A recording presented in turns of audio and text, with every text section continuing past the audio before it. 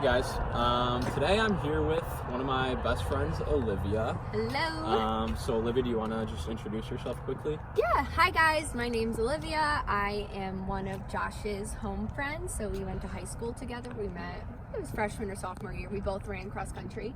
Yep. And since then we've been really, really close. And I right now have my own ice cream business, Live a Little Ice Cream, and I'm a graphic designer in Milwaukee. But for this weekend, I'm home here with the home friends, with Josh, and so it's been really awesome to catch up with everyone. Yeah. So Olivia is like definitely one of the most passionate people that I know. She just has a lot of different interests and hobbies and whatnot. So I think this will be a very interesting little talk. But so what would you say your main like passion would be in life? Yeah, so I would say my biggest passion that kind of umbrellas over all my little side hobbies is to find beauty in things that other people don't really find it in.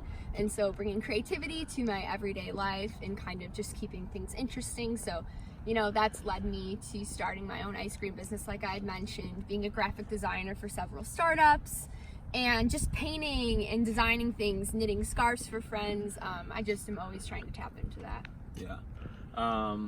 And so you definitely have been like this creative like ever since you were a child, right? Yes. When would you say that you like really came to the realization that creative work was just like that was your thing, that's what you're gonna do? Yeah.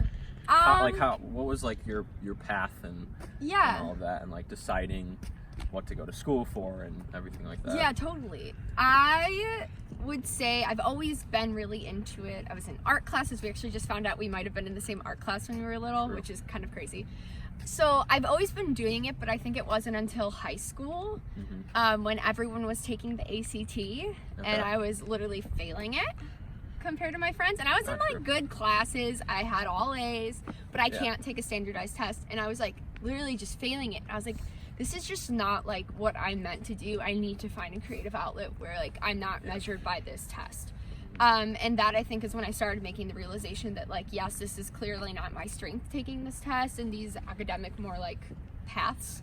So like, I'm never going to be a chemist. I'm not going to be a doctor, but what is something that I can use when I'm great at and succeed in? And that's when I was looking into like graphic design. I always wanted to open my own kind of shop, so I actually originally went to college for entrepreneurship, and then I sat in on my calc class and accounting class for like 2 days, and I was like, I gotta go, and that was when I really was like, no. Yeah. Okay. So yeah, I mean, and there's times in my life where I was like considering it, but a lot of people, you know, they're kind of like, are you really gonna be an artist? And it's like, there's different ways of being an artist. Like, yes, maybe I'm selling paintings for my friends, but that's not like how I make my income. You can be an artist in other ways. Yeah, absolutely. And so let's talk a little bit about like what you're doing right now. So you are doing freelance work, right? Creative work, graphic design and whatnot. Olivia actually designed the Passion Brand Apparel official logo, exciting. Which is awesome, and I'm very grateful. So let's talk a little bit about like freelance. And, like, what's that like? Yes, I've been doing that since the beginning of college, and so basically it's just working for a variety of different clients and helping them with their design, their graphics, their brand guidelines, kind of the route that they're going to go when they're marketing and advertising their companies. And what I found, it's really successful in Milwaukee, even at a young age, because there's a lot of companies that need this work, but they're not big enough, like Chicago companies, that they can hire a full-time designer. So they have the money and they're interested in getting good branding done, but they can't have someone work 40 hours a week. They don't have enough stuff to design for 40 hours a week. So I'm kind of doing that for like 6 different clients. One's a beer company, one's a soap brand. I'm tapped into a lot of different startups just because I met them through my startup. So it's been really fun, and it also allows me to be flexible with the other things I want to do, so I can travel and go home when I want to, and when there's like an ice cream event that I want to be a part of, I can take off for 3 days and just focus on the ice cream and then come back to it. So that flexible schedule has like really worked out with all the random things I've been doing. Yeah. That's awesome. Yeah, it's untraditional. It's a little unsteady sometimes, but it's like what I meant to do. Yeah. And so you also own your own ice cream business, Live a Little Ice Cream, which you've mentioned. It's good. When did this idea start? Yeah, a year ago. 1 year ago? Like, yeah, I basically got, to the date? I would say a little over a year ago, I got my machine. Like, what was the inspiration? Yeah, well, I've always loved ice cream. I'm obsessed with it. Mm-hmm. And for my birthday, Grant, which is one of Josh's best friends, is my boyfriend of 6 years. He got me, him and his family, an ice cream machine. And so, of course, I'm like, the day I got it, making so much of it. And my best friend that I've known since childhood, Emily, is dairy-free. I mean, she's like that dairy-free where you can have it, but you get kind of like sick. Yeah. And she loves ice cream too, and I always am like, you know, let's get ice cream. I want to get ice cream. Do you want to go get ice cream? And I'd persuade her, and I'd feel so bad because I know the outcome would be like her getting a tummy ache. Okay. And so I started trying to make dairy-free ice cream, which led me to creating vegan ice cream, just based on the ingredients that I put in it. Okay. So that's actually my ice cream brand is vegan. I'm not vegan. I'm not vegetarian. I'm just extra inclusive. Yeah. And so she was kind of the reason why I took that step. And then I also realized, like, going to the West Coast a lot, visiting people, bigger cities, they already have this kind of ice cream in these types of shops, but Milwaukee doesn't. And so that's like a complete market that there's a spot, it's needed, and it's in the dairy land, so why not take advantage of that and go for it. So that's kind of how that came about. Yeah, and I always like was starting, I was like the girl at the lemonade stand when I was little. I'd sell jewelry. Like, I was always trying. I got in trouble in 4th grade for selling jewelry. Okay. I didn't know like that wasn't allowed, but I was like making chokers when they were really in. Yeah. And I was making like a lot of money. Like, I'd come home with like $55. I'd sell them for $1 and people would buy like 10. Oh my gosh. It was wild, but so it's always... So you've kind of always had that like entrepreneurial spirit. Yeah, and when I started the ice cream business, people were like, oh, here's another one of her stupid startups. Like, are you kidding me? Like, is she gonna do this for a month and then start this, you know? But ice cream, like I said, is my favorite food, so I knew it was like something I kind of wanted long term. Yeah, I had the logo before I had the set recipe. That's the designer in me. I was like so excited to design it. Yeah. So advertising, marketing, that type of stuff came pretty natural. The business side, you know, the business communication aspect, super easy for me to do. It was more of like the logistical financial side that was really challenging. So I was grateful enough that I had a lot of different mentors in the entrepreneurship scene that was helping me, in addition to Grant, like making me a spreadsheet. It's little differences like those where people volunteered a few hours of their day that helped me actually track my orders and make sure I'm making money, and like would help me measure my revenue, because that was something I didn't really know how to do prior. So what would you say like your experience with like mental health is? Yeah. So as someone who's creative, I would say that there are a lot of really high highs and a lot of really low lows, and just unexplainable, right? I'm an emotional person. I'm very empathetic. So if something's going on in someone else's life, it genuinely will affect me as well. And so that's been something interesting to realize as I've been going through just school, college, high school. Yeah. And I think, like, in terms of mental disabilities, probably anxiety is the biggest thing that's affected me. I have extreme test anxiety. Like, I have a disability that makes it harder for me to read. And so when I would go in to take a test, like, I'd have to go to the disability center and, like, be put in a room by myself. And they would have, like, a timer and all these different types of things. That was just an extra stress. And, I mean, now looking back on it, it was just so unnecessary. But, it, like... I felt like it was my entire self-worth. It was like the fact that I can't pass these tests that my friends were studying for an hour, and I was spending hours in the library trying to figure it out. And I mean, I wouldn't change anything if I, like, right now if you asked me about it, because it's why I think I'm so creative. Like, I was so bad at that I had to figure out a way, like, creative problem solve. How am I going to pass this?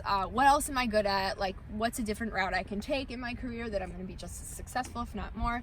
And so, I mean, it's a different type of anxiety, I think, now that the testing kind of period of my life is over, thankfully. Goodness, I cried my last standardized test. I was like, I'm done. I think that's like a lot, like, there's a lot of pressure, I think, surrounding like those tests for high school students, you know what I mean? And like, if I don't do well on these standardized tests, like, that's the end for me. Like, I think a lot of people struggle with that, so I think it's good changing to hear a little from somebody, you know, that struggled with that it's really not. No, it's not a big deal. World, you know what I mean? No, and I think that, like, the academic side of, like, teachers, you know, whatever, you know what I'm talking about. Yeah. those types of people are starting to realize to like I agree. take away some of the pressure. We were unfortunately the generation that was like they were height really of the- into that. yeah. But I mean, it's fine. And now it's like more of like the uncertainty type anxiety. It sometimes that's happens what I when I was gonna have ask. too much caffeine. Okay. But like the weird thing about entrepreneurship, and this is where I'm talking about, it's like very high, very low. Like I'll have a conversation with like the owner of some giant ice cream shop, or someone will be like, I'll invest $50,000 in you, like literally. And so I'm like on a really high, Yeah. and then something will happen, or I'll have a bad day, or you know, you have days where you're not as motivated, and I have 100 orders and I have to make them all by myself. And so it's like a lot of like self-discipline, like you have to do this, just go do it. And like if you get in a slump, it's like very hard to kind of get out. And so it's very clear, like the people that know me and know how my business is going, is that they can tell when I'm in a slump and when I'm in a high based on kind of like what I'm posting. But that's why I'm like very authentic on the platform, is like everyone that orders from me knows that it's just me and that I'm alone and that it's like hard. And I think that explaining that to them like gives them more respect for me and that they want to support the business more. But I don't know. I mean, I'm not entirely answering my question, but like how I cope with mental disability is like literally running. So What would you say that like you had /have like anxiety due to like a little bit like the more like of an unconventional path that like you've taken, like you didn't just like go to school and then like have a get a a corporate job or whatever like right out of college. And like I've seen like on your social media even, and I know you've like talked to me a little bit about it too, that that there was that like uncertainty like coming out of college. Like did you have any struggles there?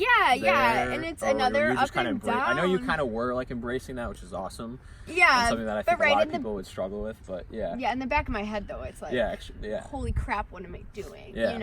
People are going to their 9 to 5, and like I have the choice to wake up at 8 o'clock and start at 9 and work till 5, or I can work at 8 in the night. It's just like staying consistent and believing in yourself and making schedules. Like thankfully I'm very organized, and I think that's why it's kind of worked. Is that like I'll set days that are specific to talk to certain clients. But if I aren't organized like that, the days where I'm not organized is when I start freaking out. Like I did no work today. But some days I'll work 12 hours because I can do that. But I have to remember on the days where maybe I'm with friends and family instead, that it's okay, because there's other days where you work more than 8 hours. So it's just hard. And it's also hard to put it down, right? I work in my studio alone. And so there's never a time where it's like you're done with work. You don't leave the office. Your office is your home computer. So that's also kind of challenging. It's just a lot of unsteadiness, and I think that honestly that's why I'm so grateful for the people around me, because they're so confident in me and that it's fine, and my parents are treating it like it's normal, and I have friends and family that are like full send, like you should do this, like this is what you're meant to do. Even my mentors have said that. Like reassuring to hear someone like close to you that it's like this is awesome, like this is you should be doing this. And that's like, and I make sure I do that for my friends too, right? Like they're doing something, I can genuinely tell that they're a lot happier doing that, and so that's what they should do. It's fine if it's $10,000 less, who cares? Like I don't need it, as long as you can support yourself. It's like my parents said, as long as you can pay your rent, you're fine. Who cares? I mean, if this is the time to do it, it's now. It's not when you have a family. Like I'm not going to start my ice cream business when I have kids and I have to put food on the table. Like I'm just risking myself, and so it's fine. I had a conversation with my uncle just a couple days ago, and he is like a very established person. Obviously he's in his 40s, and but he went to college and out of college got a corporate job, and he just kind of moved his way up, and he's like I said, I mean, he's very established, he has a great job, but he said to me, like, you're doing the right thing, like don't do what I did and like just go straight into like working for someone else, like figure it out for yourself. When you have a good enough idea that you could do something for yourself, like why would you go work for a company that doesn't align with what you believe in? That was my biggest thing. It's like I might get a corporate job eventually or work for a food and beverage company and do design, but it's got to be something I care about and that I'm passionate about. Like I'm spending over 8 hours a day, like I have to like it. Someone behind us, there's dogs. Should we like to just transition a little bit again. Yeah.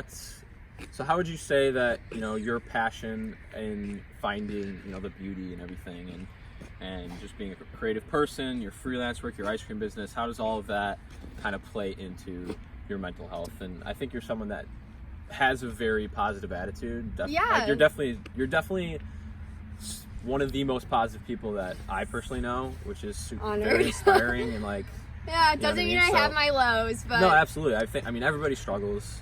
Yeah. But you are a very positive person, so how do you kind of keep that attitude and on your if you're having a bad day, like how do you I honestly think jump out of that? Right, big picture, doing what you love, being around the people you love are what kind of gets me out of the ruts when I'm struggling with something. Yeah. But like when I'm doing something creative, like I go into almost like a meditative state, and I think that's why I enjoy it so much, and that's why a lot of my art's more psychedelic, abstract kind of vibes rather than like perfectionist vibe, style-wise, just because like I'm not necessarily concentrating on how straight the line is in a painting or when I'm designing, unless it's for something special, obviously, or if it's like a client work. But when it's for myself, a lot of it's just like to relax, to go into this mental state, and to kind of like forget about the things that might be bugging me, and remembering that like all these other things are amazing too, and like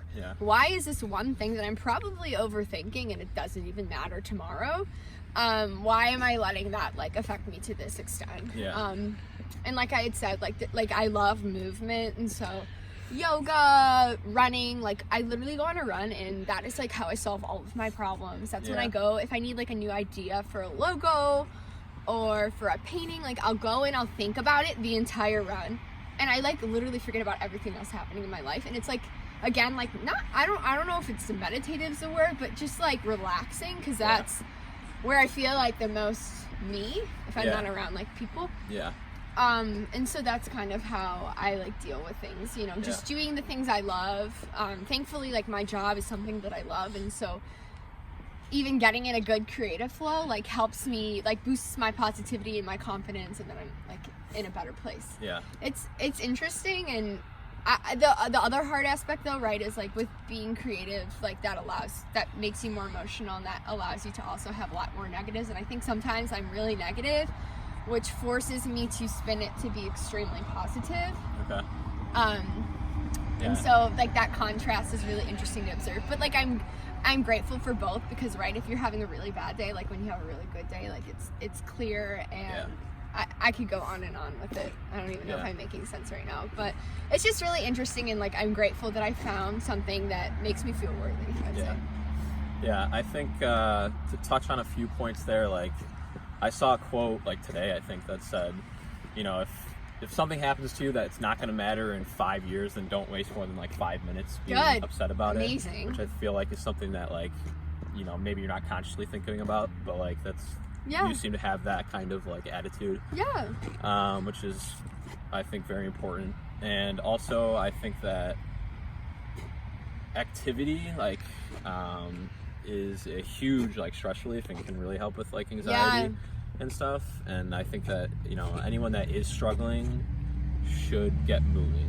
Movement, like it does. You don't have to be a running star. You don't have to be a major weightlifter. Like it's literally like going on a walk with your grandma. She'll be very thankful. Like, do you know, it's things like that where it's like just appreciating what's around you. I think that's another thing, is like genuinely I am happy. Like obviously I have preference, like I'd rather be in a huge city or the mountains, but I think everywhere there's beauty, right? And just like appreciating what's around you, like there's trees, there's green grass, we have an open field, there's a sidewalk to walk on, like things like that. Well, Olivia, on that note, say thank you so much for agreeing to be interviewed. Yes, of course. And keep working, Thanks. Yes, great. And stay tuned to Passion Brand, because Josh is gonna launch some more dope merch soon with the new logo. True that. All right, guys. Thank you. Bye.